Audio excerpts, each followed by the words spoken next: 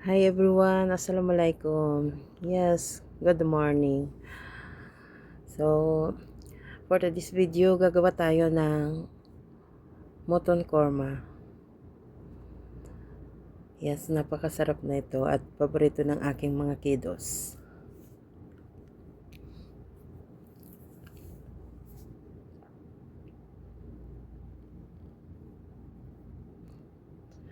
So yes, meron tayo ditong, it's about a kilo of moton.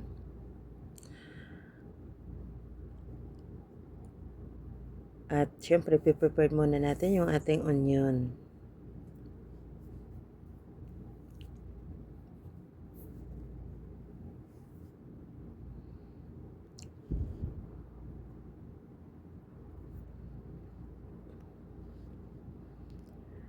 So yes, ito nagpainit ako ng 2 tablespoon ng oil at i-fry natin yung ating onion at isit aside.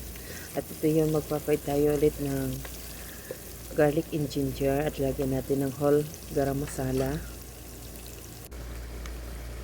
At yes, lalagay tayo ng kurma masala powder.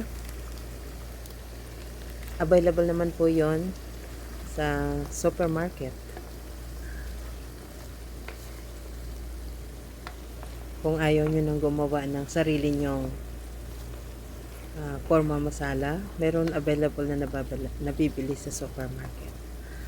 So yes, ito ihalo natin sa ating meat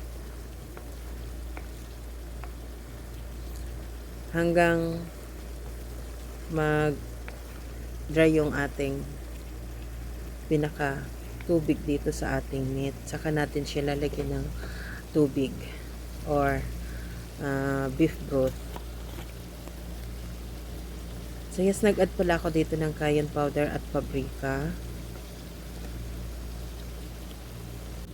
Optional lang yon kung gusto nyo ng extra spice. See, lagyan natin ng cayenne powder. So yan, ihalo-halo natin para hindi masunog.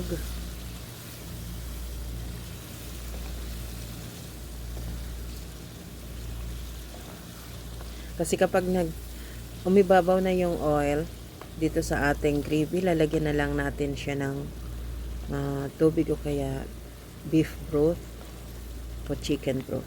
Nasa sa inyo kung anong gusto nyong ilagay na pangsabaw dito. Pero para sa akin, naglagay lang ako ng beef. Yung beef broth, nilagay ko dito. So, pag ganito na, so pwede na natin ilagay yung ating liquid o kaya yung ating water o kaya yung ating broth.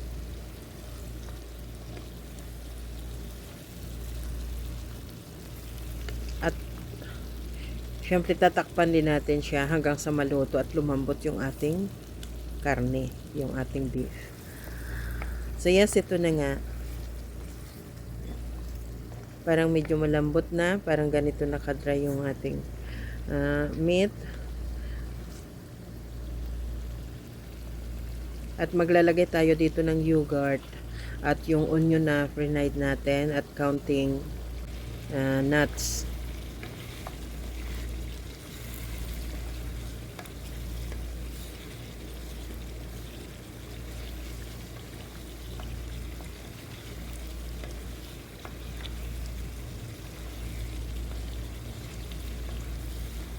So, ito na pero malambot na siya. Sa totoo lang malambot na. Inilagay na natin yung ating fried onion at saka yung ating yogurt at counting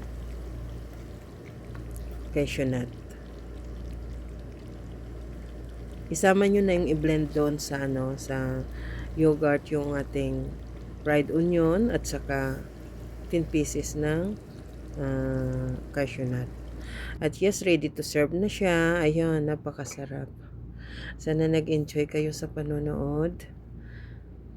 At sigurado, magugustuhan nyo to. At nasa sa inyo na lang kung gusto nyo ng maanghang o mild lang. So, bawasan nyo na lang yung ating red chili powder. o kaya cayenne powder. Babawasan na lang natin yon. So yes, napakasarap at ang bango.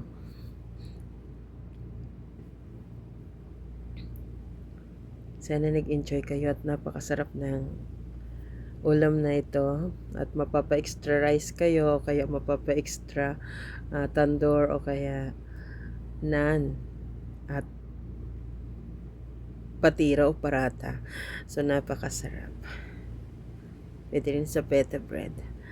So maglalagay ulit tayo ng kaunting garnish kasi masarap kung maraming garnish sa ibabaw tulad ng coriander leaves, green chilies at ginger. So yes, thanks for watching. Sana nag-enjoy kayo. Bye. Take care.